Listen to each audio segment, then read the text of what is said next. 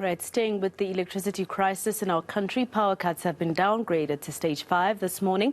This as government approves plans to procure emergency power. Businesses and households continue to grapple with the effects of rolling blackouts. Now, according to former CEO of Eskom, Jacob Maroga, the power utility has enough capacity to cover the country's demands. He joins me now via Zoom to tell us more about what he means. Dada Maroga, thank you so much for your time here on eNCA. It's always such a pleasure to have you.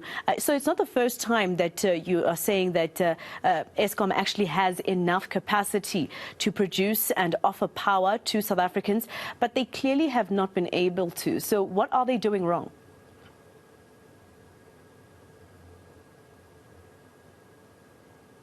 Mr. Maroga, if you can hear me, please just confirm. Well, once again, I do blame Eskom for our inability to be able to get through to Ndata Jacob Maroga, the former CEO of Eskom. He was CEO all the way until 1999, and in 2001, during his tenure, the power utility actually received an award for one of the best. Let's try him again. Ndata Maroga, if you can hear me, you know, you've said this before twice to me and again on other channels, and even yesterday, you said that Eskom does have enough capacity to be able to give us power, but they haven't been able to. You know, at some point, South Africa was actually afraid that we will be moved to stage 8 for the very first time. We were very close to that. So what are they doing wrong if you're saying they can, but they obviously are not able to? Good morning, Marcelo. I just want to confirm that you can hear me. Yes, I can hear you clearly, sir. Okay. All right.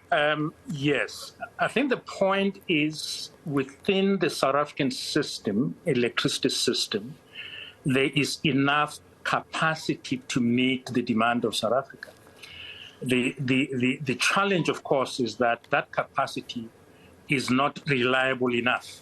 And hence we have a situation where a lot of capacity is lost due to breakdowns. And as such, we're unable to meet demand. I think that's the fundamental problem that we currently have, yes.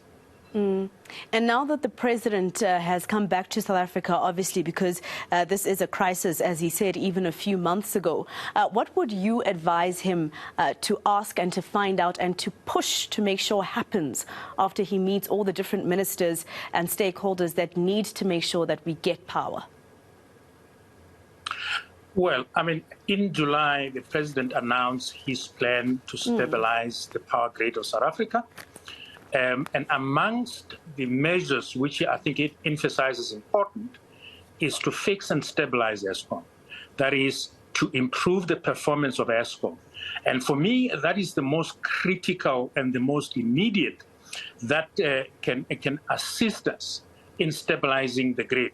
So that, for me, will be, in fact, and as time passed, there was an elaboration of what it means to stabilize Eskom. And Minister Godan did elaborate in terms of selecting the top 6 power stations that are going to be priority in terms of stabilizing the performance. I would say implementation of that is urgent and critical for us to stabilize the system. And the fact that, you know, the DA, for instance, says that he should disband or dissolve the National Energy Crisis Committee, which, of course, he announced in July would be headed by his DG. There's also other committees that didn't necessarily run parallel, but were supposed to do their work, hand over to the next. We've had all of these committees since the president came into the fore. And the situation at Eskom doesn't seem to be improving. So what would you advise him? Would you agree with the DA that, for instance, that National Energy Crisis Committee needs to be dissolved and done away with, and we have one national committee that deals with the entire structure of Eskom and this energy crisis? Yes. What I would support is that at the moment, I think we've got a lot of entities and parties and task teams, including the crisis team. What we need, in my view, is a single governance structure to stabilize the electricity supply in South Africa. Akin to what I've also said, you know, we had a thing called the Electricity Council back in 1985 when South Africa went through similar problems, where you have a singular structure empowered and capacitated with both energy experts and industry stakeholders, so that in one structure you've got all the people that you need, but it's also empowered to execute. So for me, integrating and bringing into one singular structure is critical, because at the moment you've got too many parties that are affected by how to help stabilize Eskom, and is disintegrated. But integrating into one, I would support that as a way forward. You know what I find absolutely hilarious in Tate Maroga, and I mean, you can help me, and I'm being sarcastic when I say hilarious, is the fact that you have red tape, obviously, to try and police corruption and stop it from happening. But it looks like all that red tape has done is actually make corruption more rife at Eskom. Well, I mean, I'm not familiar with the level of corruption at Eskom, so I cannot talk to that. But well, we me, all saw the State Capture Commission in front of our eyes. Yeah, of course, I don't think it was the red tape per se that caused the state capture. I think it's many other things that caused the state capture, which still have to be ventilated in courts.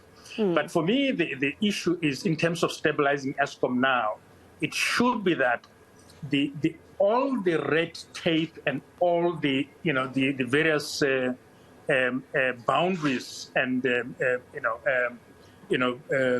turf wars that are come to the fore must be done away with, so that you've got a structure that has got full visibility, full mandate, full capacity, empowered to solve this crisis. And if it has to be given time, 5 to 7 years, let it be. But we need that singular structure.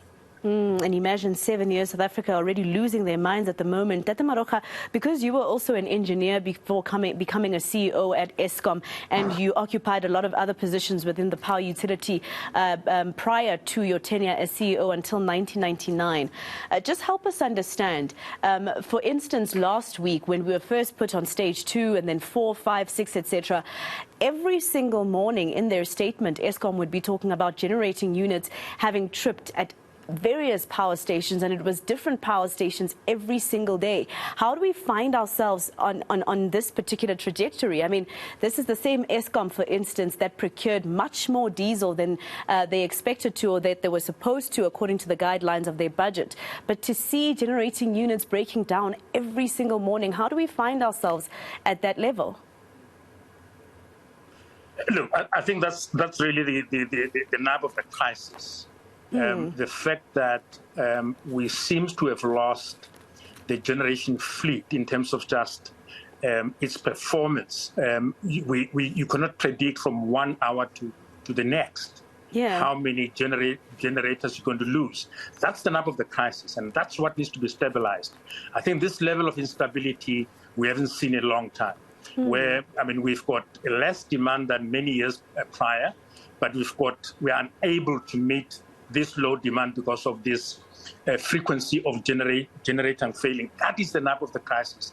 That is the thing that must be stabilized. And just lastly, Tate Maroga, we're coming to the end of the 11 o'clock bulletin, but I know that this question you find quite unfair, so I'm going to ask it in another way. Not necessarily asking you if you think the executive of Eskom should be fired, but do you think even having the topic about any executive of Eskom being fired is an unfair, topic to have? Because, every time that there's a problem at Eskom, we've seen people get fired and things have only gotten worse. Look, my emphasis is that we shouldn't individualize. We should actually look at the governance structures. I mean, even if people have to be fired, if you just bring them into the same environment, that will make any other person difficult to navigate, we are not solving the problem.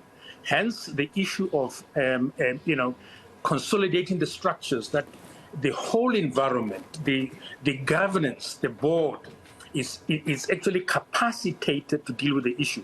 So the issue of which individuals must be fired is for those people that must make the decision. But my point is always, you must look at the entire governance structure, the entire framework, and make sure you capacitate it so that when you change individuals, if you have to, they are in an environment that will empower them for us to move in a different direction.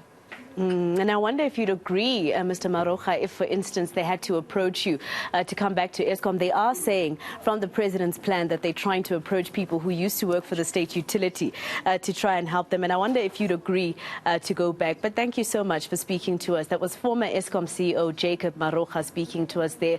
Of course, he says the solution is in finding exactly what to do to ensure that there are no generating units that keep tripping every single day to a point where even the engineers themselves don't know how much power we're going to have in the next hour.